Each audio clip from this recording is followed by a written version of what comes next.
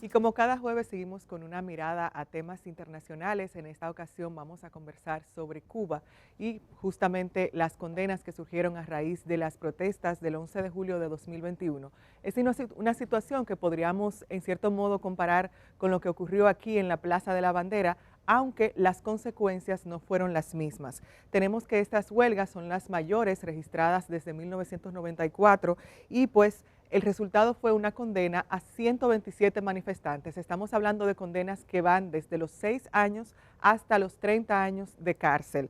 Por ejemplo, junto con la condena, tenemos que la Fiscalía de Cuba instruyó a unas 790 personas con cargos por actos vandálicos, es decir, ellos están condenando a estas personas por actos vandálicos, aunque ellos estaban, la mayoría de ellos, protestando. También los condenaron por atentos contra la autoridad y alteraciones al orden. Hay que destacar un punto y es que 55 de estas personas eran jóvenes entre 16 y 18 años. Para hablar más sobre este tema tenemos al periodista José Hassan.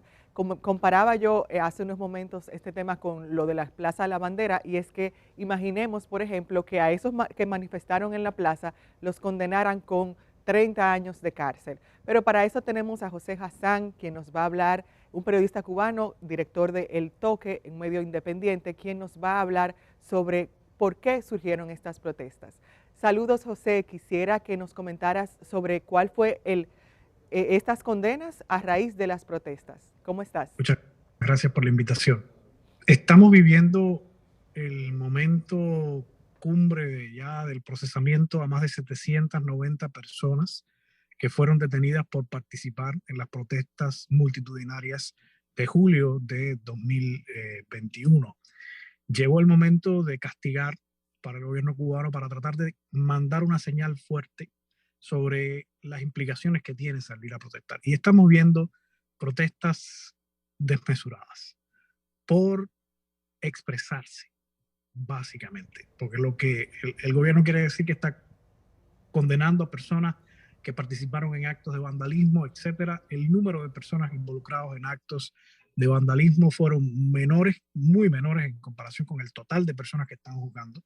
Y a muchas de las personas que están condenando sencillamente les condenan por gritar improperios del presidente del país, por desear el fin del comunismo, y están imponiendo condenas entre 5 y 20, 23 años de prisión para personas por haber participado en protestas. Piensen que hay jóvenes de 18 años que están recibiendo condenas de 20 años por haber participado en protestas. Están pagando con más años que personas que asesinan a otras personas.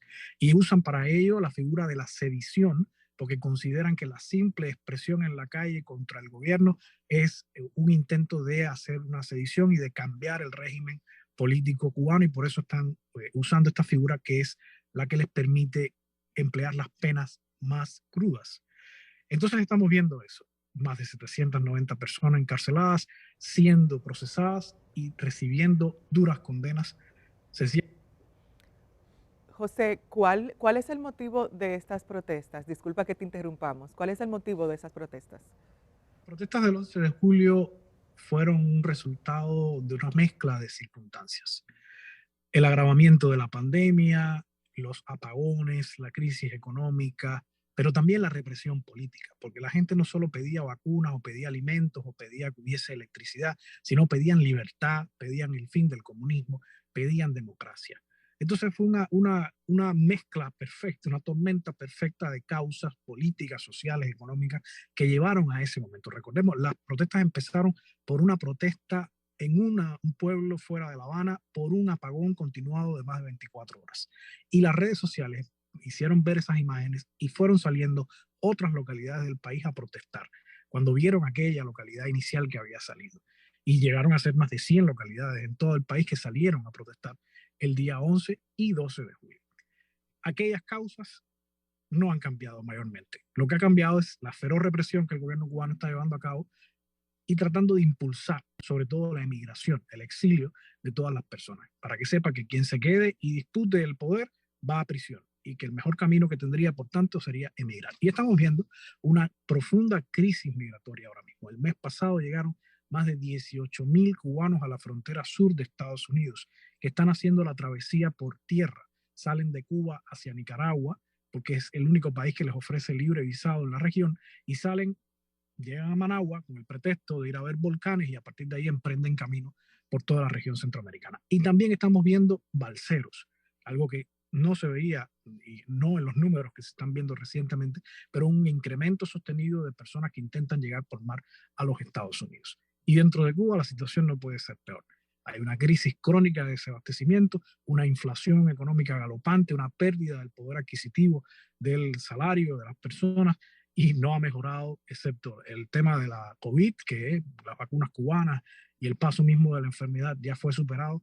Todas las demás condiciones permanecen allí, una profunda crisis económica, una profunda crisis de represión política que sienta las condiciones para, no sé si un nuevo estallido, pero sí para una constante tensión política todavía por ver mucho más en Cuba. ¿Cuál es la situación, José? Una pregunta final de los periodistas en el contexto de Cuba. Los periodistas independientes hemos sido de los sectores, las figuras políticas más afectadas por la represión, desde antes de la protesta del 11 de julio. Si bien no hay ahora mismo muchos periodistas presos en comparación con estos 790 participantes de las protestas políticas que son presos políticos, lo que estamos viendo sobre todo es un énfasis, una represión quirúrgica en hacer que los periodistas dejen de trabajar en medios independientes y sobre todo escojan el camino del exilio. Lo más reciente que ha aparecido en el abanico de opciones represivas del gobierno cubano es una nueva figura en el Código Penal que sancionaría a personas por recibir cualquier tipo de financiamiento desde el extranjero por hacer acciones que ellos consideren que son contrarias al orden constitucional y al socialismo en Cuba. Y financiamiento puede ser sencillamente recibir una recarga de saldo móvil en tu teléfono. ¿Y qué cosa está contrario al orden y al socialismo en Cuba? Pues lo que el Estado cubano entienda que es todo aquello que ellos no digan que se puede hacer. Por tanto, es una figura completamente vaga que está diseñada para amedrentar con entre 4 y 10 años de prisión a las personas que puedan ser procesados, especialmente periodistas independientes. Estamos a la espera de ver qué hacen con ese nuevo artículo del Código Penal. Están amenazando cada vez que en los frecuentes interrogatorios a los que someten a periodistas independientes en Cuba con emplear esa figura del Código Penal, pero justamente no creemos que vayan a emplearla masivamente, sino que lo que quieren es impulsar una salida, una estampida en masa de periodistas independientes de los medios digitales que les incomoda profundamente al poder cubano y que cojan el camino del exilio, básicamente. Bueno, agradecemos a José Hassan. José es el director del medio El Toque, un medio que trata sobre temas de Cuba y pues justamente es un tema muy importante para no solamente Cuba, sino para el resto de la región. Vamos ahora a una pausa y continuamos con más del día.